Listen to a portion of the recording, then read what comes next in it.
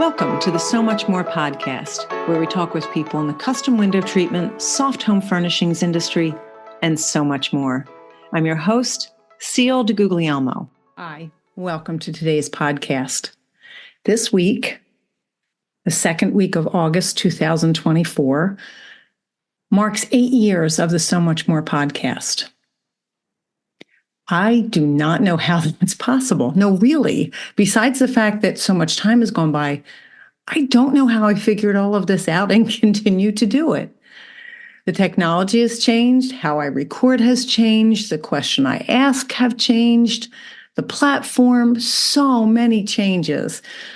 And in the beginning, some of it was really a struggle, but I figured it out. And part of me wants to say how lucky I have been to find such great guests, how I stumbled upon a great platform, and, I love this so much, and a few other self-denigrating statements. But the fact of the matter is, this has been hard work. I reach out and I invite people to be my guest. I schedule the recording.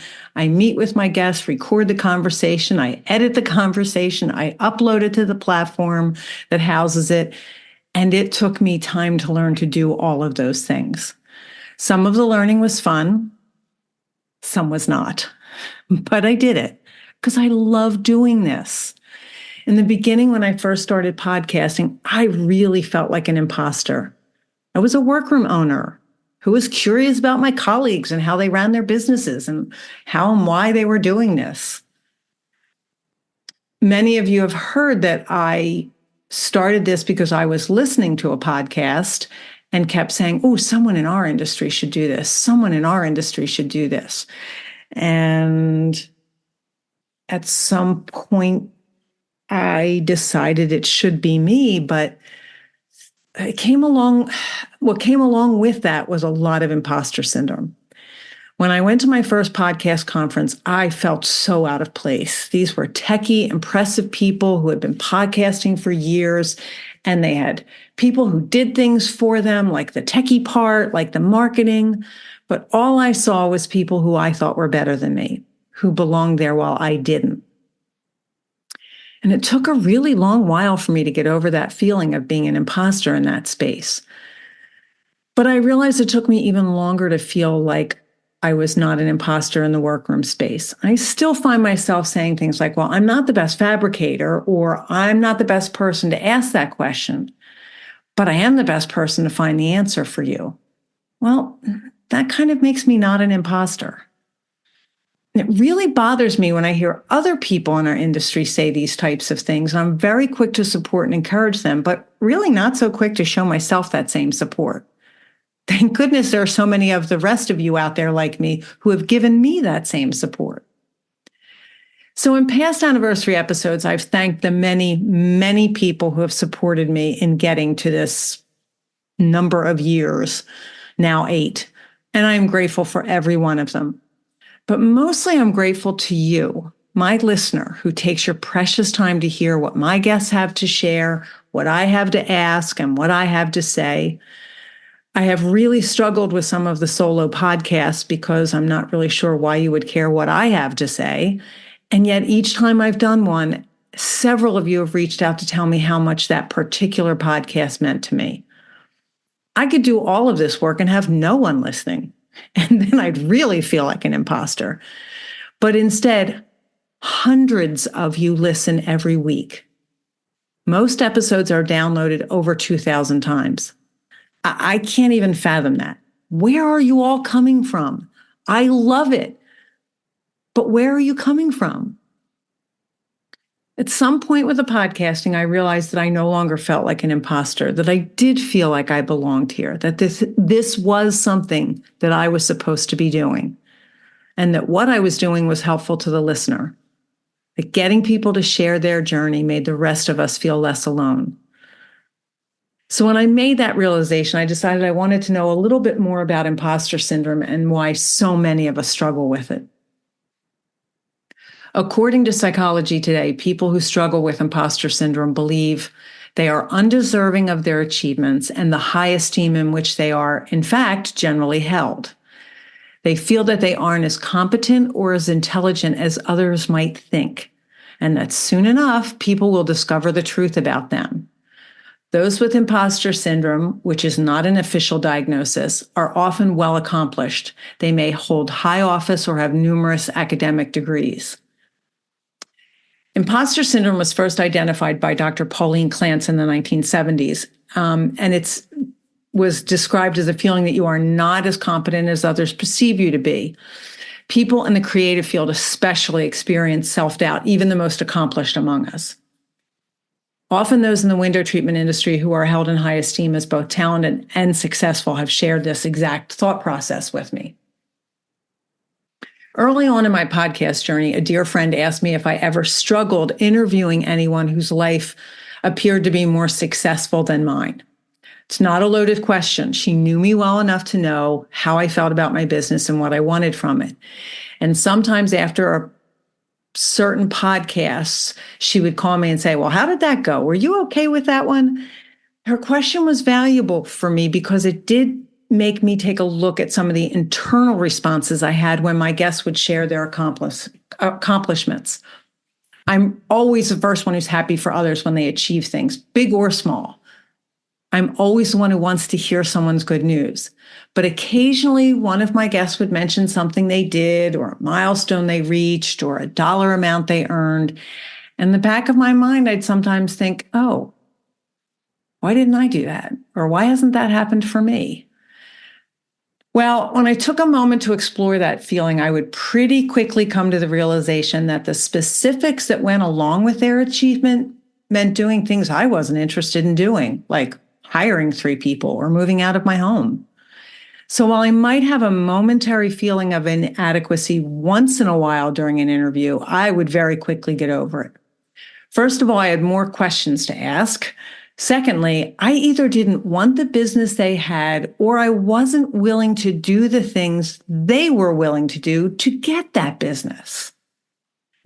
So what does that have to do with imposter syndrome? Well, interviewing so many people in this industry, I certainly could have been overwhelmed by that feeling that I wasn't good enough, or my business wasn't successful enough, or I wasn't producing or fabricating enough, or my workroom wasn't organized enough. But I already felt most of that. The interviews didn't create it. Fact is, it actually had the opposite effect. I was able to see so many different business models, so many different definitions of success, and so many different ways of doing business that I realized each of us just really needed to find what worked for us. And I had what worked for me. I never wanted to manage other people. I've shared that in a past life, I was a manager and I hated it. And I wasn't good at it. I wanted to be their friends, and I had a very difficult time holding people accountable for their actions. Now, I did learn how to do that when I became a mother, but I'm not sure my children would be grateful for those skills. So, one more vote for me not being a manager. But kidding aside, the feeling that you are not only not good enough, but that any moment the whole world is going to find out does not help with confidence or the ability to get things done. And when we're busy in our workrooms, we have to get things done. So here's a surprise. Psychology Today also says that one of the personality traits that largely drives imposter syndrome, you ready for this, are those who struggle with perfectionism. Do I see a few hands raised out there?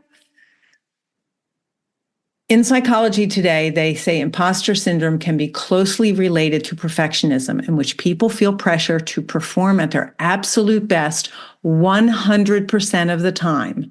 And when they don't, they feel incompetent and anxious.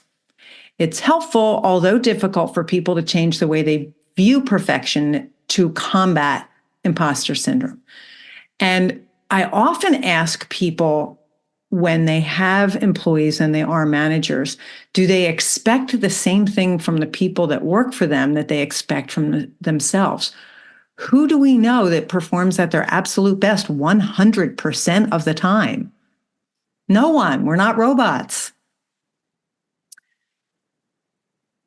The perfectionism is still what stops me in my tracks on a fairly regular basis. That and, fear of making a mistake.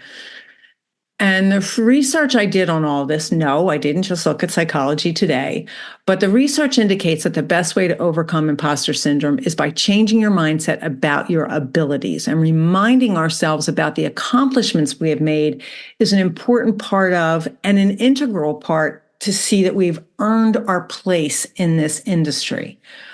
And I think that's something we don't spend nearly enough time doing. Changing our mindset is not impossible, but sometimes it can be difficult when we are in the habit of constantly saying the same things to ourselves. Oh, you could have done that better, or, well, that's all right, but it's not great. If we're in that habit, it's going to be a little bit challenging to overcome that mindset. Recently, I was organizing some of my photos, and I was really rather astounded at some of the projects I had completed. If I were to compare them to some of my colleagues, I might not feel quite so prolific or accomplished, but I really did just take a moment to congratulate myself and realize that I had created some beautiful window treatments and soft furnishings that make my clients' spaces feel more beautiful and that allow them to feel good when they're in their homes. And I made money. And instead of thinking that I didn't make as many panels or as many cornice boards as somebody else, I just allowed it to soak in before I started another project or compared my body of work to someone's Instagram account. I just looked at all those pictures and realized what an accomplishment it was. One of the ways that imposter syndrome can impact us is often something I hear from my guests. We say things like, oh, I got lucky. Oh, anybody could do this. I just figured it out. Oh, there are so many people who do this better than me. We deflect the attention or the kind comments because at any minute now, everyone on Instagram and Facebook is going to find out I'm a fake. Well, I have to say social media is not always the best measure, but I'm pretty sure people saying nice things about your work or admiring a technique or thanking you for something that you taught them, you're not a fraud, because we all know that people can hide behind their keyboards and they can be extremely mean on social media. So if person after person after person is saying thank you and that's beautiful and that's gorgeous, pretty sure it is, and I'm pretty sure you did well. I don't think, again, social media is the best place for us to find our self-worth. But believe me, if we're getting compliments on social media instead of trolls, then it means something. Your successes are not because you are lucky or a one-off or a chance happening. Your successes, the little ones and the huge ones, are because of your hard work, because of your dedication to the education of your craft, because of your persistence, and because you learned from your mistakes. So I didn't want to just come on here today and talk about what imposter syndrome is, but to also talk about how we might be able to overcome it. When I've talked about books that I love, one is Carol Dweck's book, Mindset, The New Psychology of Success. And what I love about this book is that it defines the growth mindset and how to achieve it.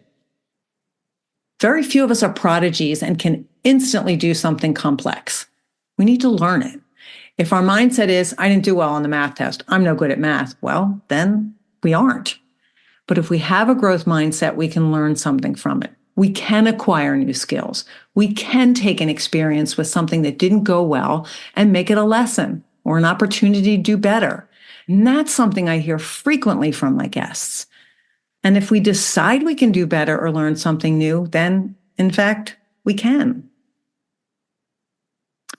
In a blog on the LaFluer website, there are 7 tips to conquering imposter syndrome by Sarah Duribage-Jacobs. Some of the suggestions I didn't think were anything I hadn't heard before, but there were a couple things that struck me as very important. One was push through the uneasiness. Obvious? Well, maybe, but many times I do what I can to avoid the uneasiness. When I have pushed through, it's been worth it. I've either stretched my limits, learned something new, or met someone new. Whatever the outcome of pushing through, it was worth it. In the early stages of podcasting, I needed to learn how to edit. And it was a struggle. And I watched YouTube tutorials. I paid for a class on editing, and it just didn't come intuitively to me. When it finally did, it was so worth it. But I want to tell you, talk about unease and learning a new skill. It took me a while, but I pushed through and it was worth it. Another suggestion in this particular blog post was stop apologizing. Seriously, remove the words "I'm sorry" from your everyday conversation. Some of us apologize for the weather. Reframing conversations has been a struggle for me, as I do tend to apologize for a lot of things that are not in my control. But starting emails with "I'm sorry" doesn't make me feel good. So I've been eliminating those words where I can and eliminating the word "just." I just sewed this. I just whipped that up. I just anything diminishes its value. Our skills have value. I wouldn't diminish my colleagues' work by saying that, "Oh, they just threw that together." So why am I diminishing mine? ChatGPT had a few suggestions for overcoming imposter syndrome that I liked. One was to acknowledge your feelings and recognize that you are not alone. I think we've actually become so comfortable with acknowledging that we have imposter syndrome that it's almost like a badge of honor. Oh, yes, I have imposter syndrome. I mean, how many times in our industry do we see this? Many of our colleagues suffer from it. It might help to know we share this annoying trait with some of the best in the industry. The next suggestion was to reframe your thoughts.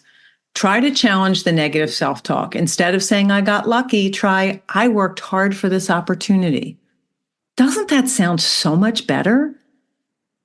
And would you say to a colleague or an employee or a loved one who you watched struggle to get something done, look at them and say, "Well, you got lucky"?